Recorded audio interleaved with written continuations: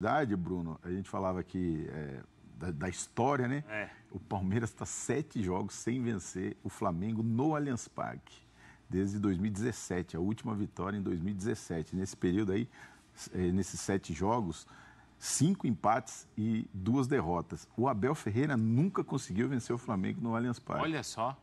4 jogos, uma derrota e 3 empates. Ele só venceu em Montevidéu e em Brasília. Só em Montevidéu e Brasília. Vinícius, o De La Cruz, então, ele não vem para São Paulo, é isso?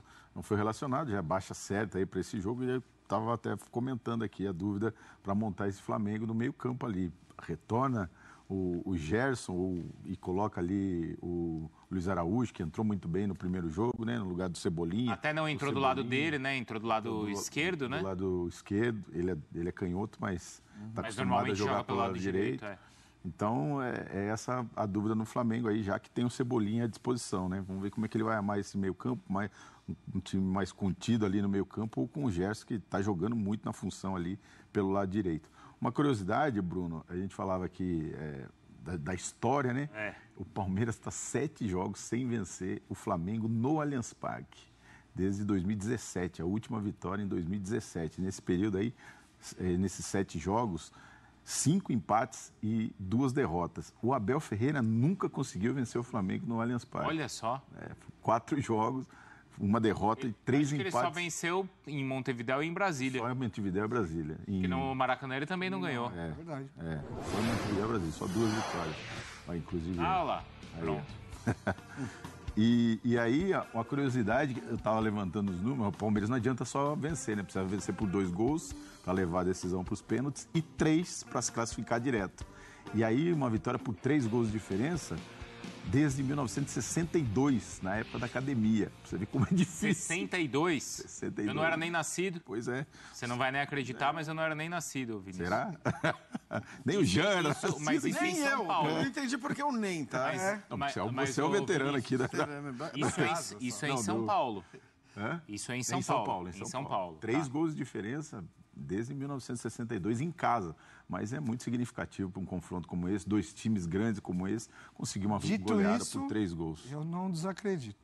Pode. Eu não desacredito. Mesmo assim, Renatinho? Isso mostra só que seria um feito, né? O feito histórico aí, tirar o Flamengo depois de... Mas, o Renato, e a ausência do De La Cruz? Qual é o peso dela para o Flamengo? Não, é grande porque é um dos jogadores mais regulares da equipe na temporada. Agora, se tem um elenco capaz de suprir, é esse do Flamengo. Aí vai muito do que a comissão técnica, a gente dá uma olhadinha até nos números, né, dos 2 jogadores, o Cebolinha voltando e o De La Cruz saindo. O De La Cruz é um cara que dá ritmo, né, pro setor, é um jogador muito inteligente. Fez uma partidaça no Maracanã, né? Bom, ele é muito regular, né, mas... E normalmente quando ele come a bola, o time do Flamengo vai junto, assim. É um cara muito termômetro da equipe mesmo. Agora, vai muito do que a comissão técnica vai traçar para planejar, né? Porque assim, se ela escolhe, por exemplo, trazer o Gerson para trás e colocar o Luiz Araújo, por exemplo, ele e o Cebolinha, você tem jogadores mais agudos, entendendo que o Palmeiras vai subir um pouco mais e você tem mais jogadores para atacar a profundidade. Só que você perde também em pegada. O Gerson e o De La Cruz, eles se assemelham, mas eu acho que o De La Cruz é um cara que defensivamente ainda ajuda mais que o Gerson. Apesar de ser um Gerson também, que o jogo que ele fez no Maracanã, defensivamente também, que é um cara que eu sempre cobrei muito nesse sentido, que às vezes dava umas largadas, mas... desde a Copa América ali, que o time perdeu muita gente, ele assumiu esse papel de ser líder, ele tá pressionando, tá pegando. Então, você pode fazer isso, manter o Gerson na direita, e aí você tem um meio de campo com mais controle, e aí você tem um monte de opção. Você tem o Alan, que é um jogador que sai mais pro jogo, e aí você pode alternar ele e o Pulgar. Você tem o próprio Ortiz, né, que... Ortiz, em alguns momentos pode entrar na linha e virar 3 zagueiros, pode fazer... Aí você tem um volante, primeiro volante também. Então, assim, tô curioso para ver como... O Palmeiras, eu quero ver o time inteiro. O Palmeiras pode mudar quase tudo. O Palmeiras é uma interrogação completa. O Flamengo é uma peça só, mas que ela pode mudar todo o tabuleiro, né? Porque você trazendo o Gerson para uma outra posição, você traz outro. Enfim, tô curioso. Porque é uma figura muito importante aí para o time do Flamengo, mas ao mesmo tempo o Cebolinha fazia um bom jogo na primeira partida, não era? Era por ali que o Flamengo levava mais perigo. E em cima do Giai, né? Isso. E aí, de repente, ele sai, mas mesmo com a entrada do Luiz Araújo por ali, o Flamengo não se abate, ele continua com o mesmo ritmo de jogo. E o Luiz Araújo foi bem também no segundo tempo, principalmente, né? Acaba, inclusive, fazendo gol. Então, assim, é o que o Renato fala, né? Assim, opções não faltam. Então, claro que o De La Cruz é muito importante, mas o Flamengo sempre tem boas alternativas para qualquer ausência que ele tenha no time titular. Esse dilema talvez não seja tão simples mesmo o Tite decidir, porque... Por um lado, ok, você imaginando que o Palmeiras vai ter que sair para o jogo, dessa vez não tem muito essa discussão, você ter dois caras agudos, dois caras muito fortes em contra-ataque, é algo legal. Mas, não sei, assim, se eu tivesse que palpitar e arriscar, por dois motivos eu acho que o Tite vai na outra opção, vai numa opção um pouco mais conservadora. Vai no ala. Mantendo um meio-campo com mais pegada, até porque você não mexe no Gerson. Sim. Porque, assim, é difícil o Gerson jogar mais do que ele está jogando.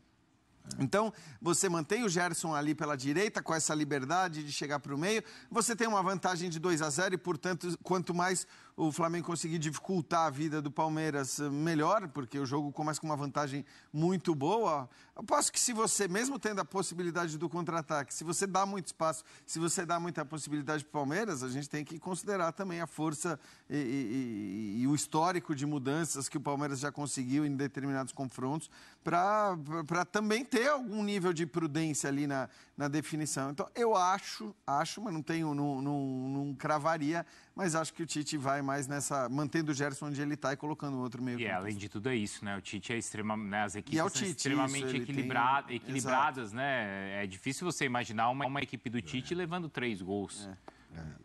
Tem esse lado também, não tem, Renatinho? Isso é outro número para você ir atrás, tá vendo? A última vez que o Tite tomou 3 gols, cara. Pela seleção, eu não lembro. Eu não lembro também. Teve.